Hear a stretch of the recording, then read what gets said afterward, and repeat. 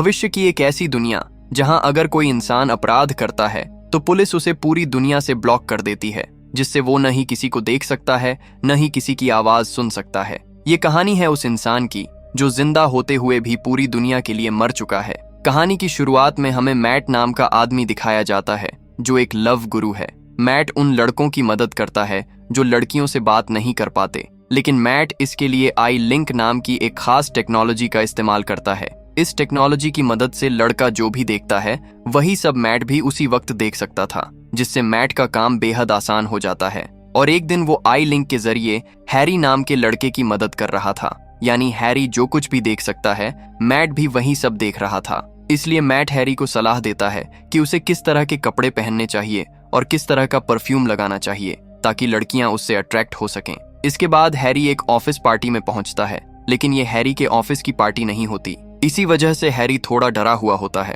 तब मैट उसे समझाता है कि मैं तुम्हारे साथ हूँ, इसलिए तुम्हें डरने की जरूरत नहीं है, क्योंकि तुम जिससे भी बात करोगे मैं तुम्हें उस इंसान की पूरी जानकारी देता रहूंगा ताकि किसी को शक ना हो। इसी पार्टी में हैरी की नजर एक लड़की पर पड़ती है जो अपने दोस्तों के साथ खड़ी थी। जैसे ही मैट को ये बात समझ में आती है, वो उस लड़की और उसके साथ खड़े सभी दोस्तों की पूरी जानकारी निकाल लेता है ताकि हैरी के लिए सब कुछ आसान हो जाए। फिर मैट उसे कहता है कि जाओ और उनसे बात करो। इसलिए हैरी भी मैट की बात मानकर उनसे बात करने लगता है। और यहाँ मैट की ट्रिक काम कर जाती है, क्योंकि हैरी को मैट के जरिए उनके बारे में सब कुछ पता होता है। इसलिए वो उन सभी से ऐसे बात करता है जैसे वो पहले भी उनसे मिल चुका हो, और इस तरह हैरी का काम बन जाता है। अब हैरी बस इस बात का इंतजार कर रहा था कि कब वो लड़की अपने दोस्तों से अलग हो, और थोड़ी देर बाद वो लड़की अकेली बैठ जाती है। मौका देखते ही हैरी उसके पास जाता है और उससे बात करने लगता है। लड़की का नाम जेनिफर होता है। हैरी उससे कहता है कि उसे पार्टी बहुत बोरिंग लग रही है क्योंकि यहाँ बहुत ज्यादा शोर है। जेनिफर इस बात से सहमत हो जाती है और कहती है कि उसे भी पार्टियां बिल्कुल पसंद नहीं हैं। इसलिए हैरी मैट के कहने पर जेनिफर से कहता है कि यहाँ बहुत शोर है, क्यों ना कहीं शांत जगह चलें ताकि आराम से बात कर सकें। जेनिफर मान जाती है और उसके साथ चली जाती है। वहाँ दोनों काफी देर तक बातें करते हैं और जेनिफर हैरी के साथ पूरी तरह कंफर्टेबल हो जाती है। इसके बाद जेनिफर अपनी पर्सनल बातें बताने लगती है कि वो अपनी नौकरी छोड़ना चाहती है, लेकिन उसके दिमाग में दो अलग अलग आवाजें आती हैं। एक आवाज कहती है नौकरी छोड़ दो और दूसरी कहती है मत छोड़ो। हैरी जवाब देता है कि हमेशा अपने दिल की सुनो, अगर नौकरी छोड़नी है तो छोड़ दो। ये बात जेनिफर को बहुत पसंद आती है और उनकी बॉन्डिंग और गहरी हो जाती है। इसके बाद जेनिफर वॉशरूम में चली जाती है। उसके जाते ही हैरी जोर जोर से मैट से बात करने लगता है। वो मैट से कहता है कि मैं जेनिफर के साथ गलत कर रहा हूँ, क्योंकि मैं जो कुछ भी बोल रहा हूँ वो सब तुम्हारी मदद से कर रहा है। मैट उसे समझाता है कि इसमें कुछ भी गलत नहीं है। तभी जेनिफर वापस आ जाती है और हैरी को खुद से बातें करते हुए देख लेती है। हालांकि उसे ये अंदाजा नहीं था कि हैरी किसी और से कनेक्टेड है और उसे कई लोग देख भी रहे हैं। इसके बाद जेनिफर हैरी को अपने घर चलने के लिए इनवाइट करती है, जिससे हैरी खुश भी होता है और अंदर से कंफ्यूज भी। जब दोनों घर पहुंचते हैं तो जेनिफर उसे बेडरूम में ले जाती है और कहती है कि तुम यहीं रुको, मैं अभी आती हूँ। इस बीच हैरी फिर से मैट से पूछता है कि अब उसे क्या करना चाहिए।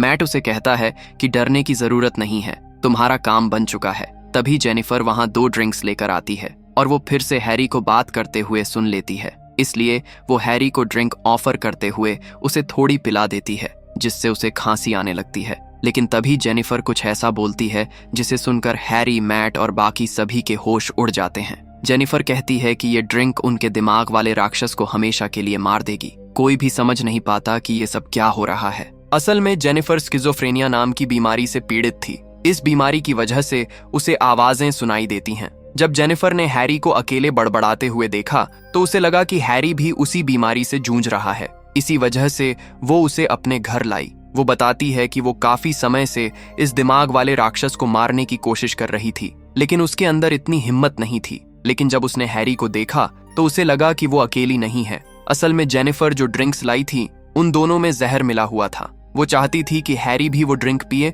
और वो खुद भी, ताकि दोनों को हमेशा के लिए इस दर्द से छुटकारा मिल जाए। ये सारी बातें मैट भी सुन रहा होता है। मैट बार बार हैरी को कहता है कि जितनी जल्दी हो सके वहां से निकल जाओ, लेकिन तब तक हैरी की हालत बिगड़ चुकी होती है क्योंकि वो पहले ही ड्रिंक पी चुका था। इसके बाद जेनिफर जबरदस्ती उसे पूरी ड्रिंक पिला देती है और खुद भी पी लेती है। मैट अपनी आंखों के सामने हैरी और जेनिफर को तड़प तड़प कर मरते हुए देखता है। ये देखते ही मैट का दिमाग सुन्न हो जाता है। वो तुरंत सारी चीजें बंद कर देता है और जितने भी लोग लाइव होते हैं उन्हें सारा डाटा डिलीट करने को कहता है।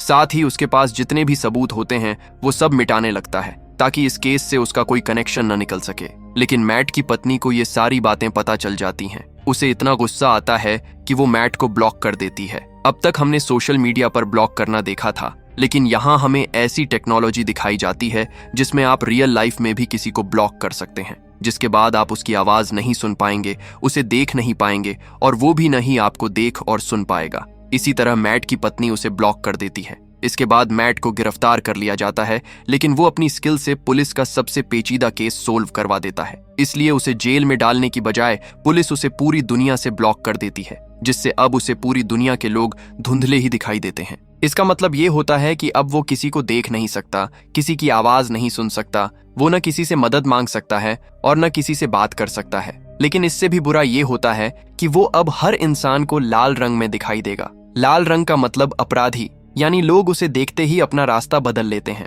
कोई उसके पास नहीं आता था। इस तरह वो इंसान जिंदा होते हुए भी पूरी दुनिया के लिए मर चुका होता है, या फिर यूं कहें कि पूरी दुनिया में वो बिल्कुल अकेला रह जाता है। दोस्तों, इस टेक्नोलॉजी के बारे में आपके क्या विचार हैं? कमेंट करके जरूर बताएं।